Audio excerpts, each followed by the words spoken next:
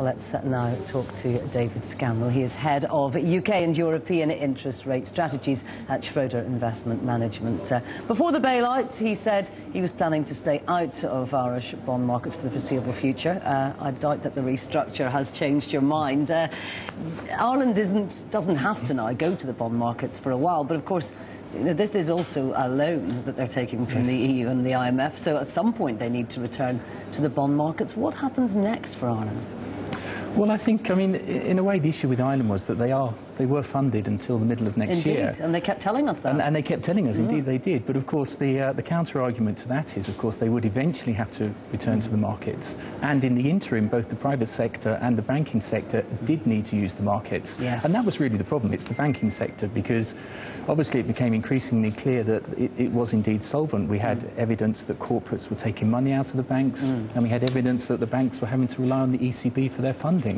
And of course, because the Irish government took over all of that bank debt, they secured it all, didn't they? Both the deposits, but also all of the bondholders. So in a way, they became the Irish banks, and that was a mistake, presumably, with hindsight.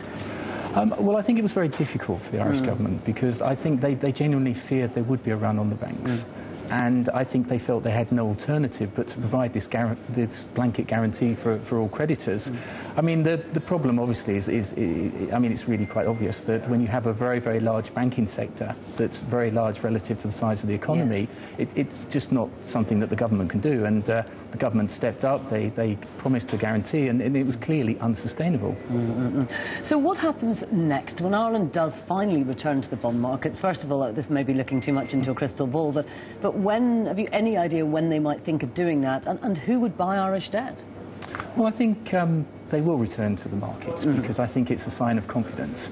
You know, and there are two good reasons, I think, that we should be more confident today. Firstly, of course, Ireland will get some money, and that will enable them to recapitalise and to restructure the banks, and that's obviously good for the story. And the fact, just if I could interrupt you, the fact that they are going to restructure the banks, we've already heard that some bondholders, the junior bondholders, will be taking haircuts. Does that strengthen the Irish government's position? You know, they resisted doing that for quite some time, but now that they've finally done it and restructured the banks, does it make their sovereign debt more of an attractive proposition? I think it makes it more attractive in the sense that it clearly provides a means of dealing with the banking problem. And of course the Irish government have consistently said, you know, the problem is not us, the problem is the banks, and of course the market has said yes, but the two are interrelated. So I think in that sense it is positive. I think the other positive, of course, is that the European Union has been seen to have a framework with which to deal with these matters. But I think against that really is the point that you mentioned, that there will be haircuts involved, there will be write-downs involved, and when that happens, you know, it's still unclear who will take these losses. Will it be the Irish taxpayer? Will it be the European taxpayer?